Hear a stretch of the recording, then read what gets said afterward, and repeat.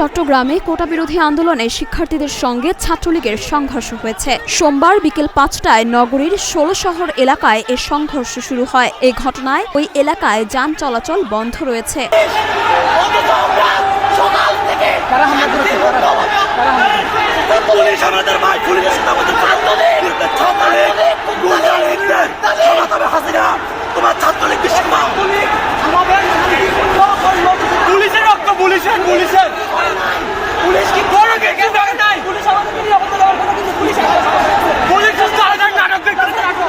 সরেজমিনে দেখা যায় আন্দোলনকারীরা ১৬ শহর রেল স্টেশন ও মোড়ে অবস্থান নেন। অন্যদিকে ছাত্রলীগের নেতাকর্মীরা ২ নম্বর গেট ও মুরাদপুর এলাকায় অবস্থান নেন। এরপর বিকেল ৫টায় ছাত্রলীগের নেতাকর্মীরা স্লোগান দিতে দিতে ২ নম্বর গেট থেকে ১৬ শহরের দিকে আসেন। এরপর সংঘর্ষের শুরু হয়। এ সময় বেশ কয়েকবার বিকট শব্দ শোনা গেছে। এছাড়াও আন্দোলনকারীরা রেললাইন থেকে পাথর নিয়ে নিক্ষেপ করতে থাকেন। তখন তাদের হাতে বাঁশ, লাঠিও দেখা যায়। অন্যদিকে ছাত্রলীগের নেতাকর্মীদের হাতেও পাথর, বাঁশ, লাঠি দেখা যায়। আন্দোলনরত শিক্ষার্থীরা দাবি করেছেন তাদের শান্তিপূর্ণ আন্দোলনে ছাত্রলীগ হামলা চালিয়েছে।